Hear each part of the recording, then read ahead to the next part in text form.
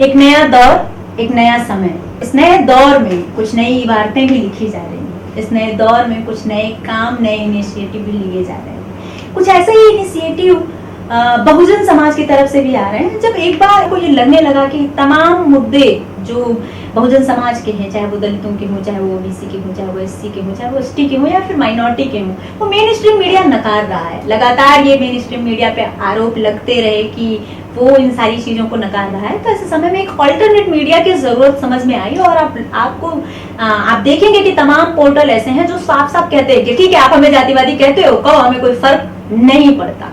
उसी तरह के काम को लेकर के, ओबीसी समाज के मुद्दों को लेकर के को उठाने का लगातार काम जो है वो खेमेंद्र कटरे जी कर रहे हैं। और इनका अपना एक न्यूज़पेपर भी निकलता है, वो है बेराए टाइम्स करके। और इस बेराए टाइम्स की एक खास बात, जब मैं इस न्यूज़पेपर को देख रही थी तो ये बेसिकली महाराष्ट्र से है तो मराठी में निकलता है, लेकिन इन्होंने एक बहुत अच्छा प्रयोग किया है। और वो प्रयोग ये है कि इन्होंने इसमें तमाम उन लेखों को जगह दी है जो अलग भाषा के भी हैं। वो हिंदी के भी हैं, वो अंग्रेजी के भी हैं, वो मराठी के भी हैं, मतलब जितनी पहुंच हो सकती है उस तरह। ये एक अच्छा प्रयोग है और इस प्रयोग को कम से कम मैं इसलिए भी अच्छा मानती हूँ कि भाषा जो है, भाषा की अगर हम बात करें तो भाषा बहुत बड़ा माध्यम होता है कि हम लोगों तक, ज्यादा से ज्यादा लोगों तक अपनी बात पहुंचा सके। तो किरण जी, सबसे पहला सवाल जो मेरा ये कि बेराए टाइम्स को निकालने के पीछे आपकी क्या सोच? मैं इसके पहले बेराए टाइम्स निकालने के पहले बड़े माध्यमों में काम कर चुका हूँ। वहां जब काम करते वक्त मुझे जो वैचारिक क्रांति या वैचार स्वातंत्र मिलना चाहिए था वो मुझे मिल नहीं पा रहा था। मुझे अपने समाज के बारे में जो लिखना है या समाज की खबरें को प्रकाशित करवाना है तो उसे जो जगह नहीं मिल पाती थी और ऐसी कुछ घटनाएं रहती थी कि वो तुरंत ऊपर लेवल से काट दी जाती थी। ऐसी एक घटना मेरे साथ 2011 में हुई और उसी वक्त मैंने निर्णय ले लिया कि नहीं, अपने को इस मीडिया से हटके अपना खुद का एक मीडिया खोलना चाहिए। और अगस्त 2011 में मैंने बेराए टाइम्स नाम से एक वीकली न्यूज़पेपर शुरू किया और वो पूरा बहुजन समाज, ओबीसी समाज के जितने भी आंदोलन रहते हैं, कार्यक्रम रहते हैं, उनकी फुल कवरेज उसके माध्यम से मैं देना शुरू किया ताकि सब, क्योंकि बहुजन समाज की खबरें लोगों तक पहुंचना जरूरी है। और उसी को मैंने एक वीकली माध्यम से, वीकली अखबार के रूप में चालू करने के बाद 2011 में शुरू किया और 2013-14 के बीच में उसको मैंने ऑनलाइन का भी रूप दे दिया। क्योंकि सोशल मीडिया और ऑनलाइन के जमाने में अपने लोग बहुत सारे जो है अखबार पढ़ नहीं पाते, उन तक के भी अपन पहुंचे। मेरा अगला सवाल यही होने वाला था आपसे कि तेजी से बदलते इस दौर में इलेक्ट्रॉनिक मीडिया जहां घर घर में पहुंच चुका है और अब तो अल्टरनेट मीडिया के रूप में वेब जर्नलिज्म भी सराहा ही नहीं जा रहा है, लगातार तेजी से उसकी पहुंच भी लोगों तक पहुंच रही है। तो ऐसे में प्रिंट को माध्यम बना करके आप कितने सफल हुए हैं, ये मेरा अगला सवाल था। तो इनका तो नहीं, सफल तो कैसा है, बहुजन समाज और बहुजन समाज में अखबार एक क्रेज रहता है कौन सा लेना चाहिए। ब्रांडेड अखबार के अपने समाज में बहुत लेकिन अपन उस ब्रांडेड के चक्कर में जाते, अपने को मूवमेंट के विचारधारा लोगों तक के पहुंचाना है, इसलिए हम विचारधारा पहुंचाने के लिए अखबार को चला रहे, उसमें प्रॉफिट या लॉस को ध्यान नहीं देख रहे।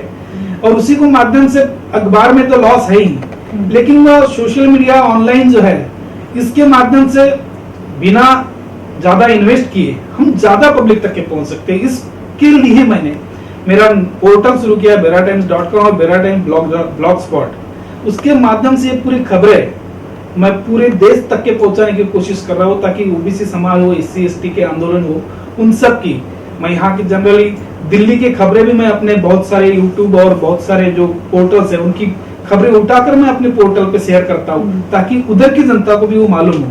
क्योंकि हम महाराष्ट्र में हैं, हमारा जो पोर्टल है महाराष्ट्र के पूर्व विदर्भ में अच्छे से चलता है, उधर की जनता को इधर की खबरें कभी भी पता नहीं चलती।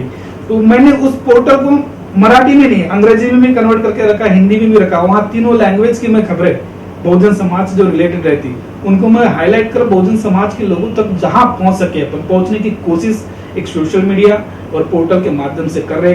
क्योंकि बड़ी मीडिया जो है, मीडिया हाउस जो है वो हमारे लिए नहीं है, हमारी आवाज को दबाने का काम करते हैं। इसलिए हम चाहते कि हमारा जो समाज है उसको अपनी आवाज देने की कोशिश इस माध्यम से हम कर रहे हैं। क्योंकि हमारा अनुभव अच्छा रहा है, क्योंकि बहुत सारे हम आंदोलन करते बहुत सारे अखबार पब्लिसिटी ही नहीं करते।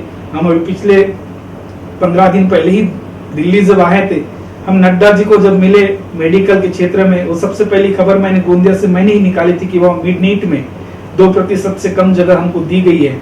और जब नड्डा जी को मिले और उसके बाद में हमने यहीं से उस खबर को बना के महाराष्ट्र के बहुत सारे अखबारों में भेजे, लेकिन कुछ अखबारों ने उस खबर को आज तक के जगह नहीं दी। अच्छा, एक सवाल, आप कोई खबर मान लीजिए आप उठाते हैं और आप उसको तमाम भाषाओं में, जो जिन भाषाओं में आप कर सकते हैं, उसमें हिंदी है, अंग्रेजी है, मराठी है, चलिए मराठी आपकी मातृभाषा है तो वो समझ में आता है, उसमें दिक्कत नहीं होती है, लेकिन अनुवाद का काम मराठी से हिंदी में करना या हिंदी की खबरों से को मराठी में करना, उसमें भाषा के स्तर पे तो दिक्कत होती है और अनुवादक ठीक पैसे भी लेता है। तो क्या इस तरह का काम करने वाले जो लोग हैं वो आपसे एक मिशन के रूप में जुड़े हैं या आप उन्हें कुछ पे करते हैं? नहीं, हमारे साथ तो मिशन के साथ ही जुड़े हुए 3-4 लोग ही हम ऐसे हैं कि हम मिशन के रूप में काम कर रहे हैं और सब फ्री ऑफ कास्ट काम करते हैं, कोई पैसा लेते नहीं। और किसी को अगर पोर्टल या वीकली की इसमें अगर विज्ञापन मिल गया तो उसका खर्चा उसी को दे देते हैं, क्योंकि सिर्फ अखबार जो हम चला रहे उस विज्ञापन के पैसे से अखबार चला रहे, हम अपने आप को नहीं चला रहे ताकि लोगों तक के ज्यादा से ज्यादा पहुंचा सके। अच्छा, अभी अगर प्रिंट के अखबार की चलिए बात कर लें और अभी आप मीडिया वेब जर्नलिज्म में भी कदम रख चुके हैं, तो कितनी पाठक वर्ग जो है आपका, वो प्रिंट के हिसाब से भी और आपके वेब के हिसाब से भी, जो जिसको रीच बोलते हैं कि कितनी रीच है, वो लगभग अभी कितनी बना पाए हैं आप? प्रिंट के हिसाब से मुझे जो ऑनलाइन जो है पोर्टल है उसमें मुझे अच्छा रिस्पॉन्स मिला है। पर डे कम से कम 3 से 4 हजार लोग जो है मेरे पोर्टल पे और ब्लॉग स्पॉट पे आते हैं देश के कोने कोने से। तो और ग्रोथ बढ़ते जा रहा है। अभी 3-4 साल में 20 लाख के करीब करीब रीचेस मेरे पोर्टल का हुआ है। और महाराष्ट्र में मैं बोल नहीं सकता, लेकिन एक छोटा सा कस्बा है गोंदिया जिला जो महाराष्ट्र की पूरे पूरब की टोक पे है, नक्सल और आदिवासी जिला है।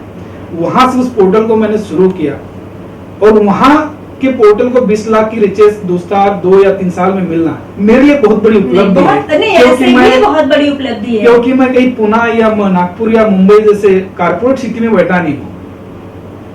मैं वहां बैठ के सब खबरों को कलेक्ट करके जिस अखबार की होंगी उस अखबार का नाम लेके भी हम उस खबर को हाईलाइट अपने पोर्टल के माध्यम से करते हैं।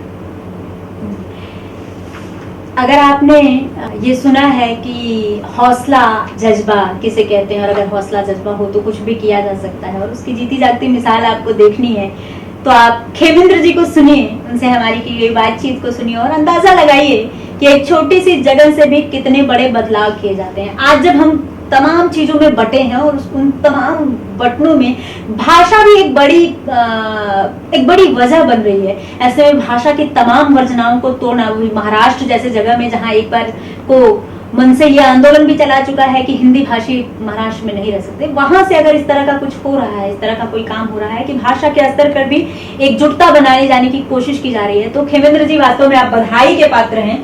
और दिल्ली जैसे शहर में भी रहते हुए और जहाँ की मीडिया का हब कहा जाता है और कहा जाता है कि यहाँ से ही तमाम खबरें चलती बनती हैं, हम हताश हो जाते हैं, हम निराश हो जाते हैं कई बार भाषा को लेकर के और तमाम बार कई बार पूछना होता है कि हम हिंदी भाषी हैं तो क्या आप हिंदी बोल सकते हैं या नहीं। ऐसे में आप भाषा की वर्जना को तोड़ करके, आप तमाम तरह की वर्जनाओं को तोड़ करके इतना बड़ा काम कर रहे हैं और विराट टाइम्स लेकर के आए हैं, तो हमारी शुभकामनाएं हैं कि विराट टाइम्स इसी तरह बढ़ता रहे और टेढ़ी उंगली से जुड़े भी। आपका हमसे बात करने के लिए बहुत बहुत शुक्रिया। मुझे एक बात करनी थी कि कैसा भाषा जो है हम वास्तविक अगर हम देखना चाहेंगे, पूरा विदर्भ जो है, पूर्व विदर्भ जिसे कहते हैं, ये वास्तविक हिंदी भाषी ही है। अच्छा, हम पुराने एमपी के सीपीएम बेरार जो एक राज्य अंग्रेजों के कार्यकाल में था, हम हिंदी भाषी के।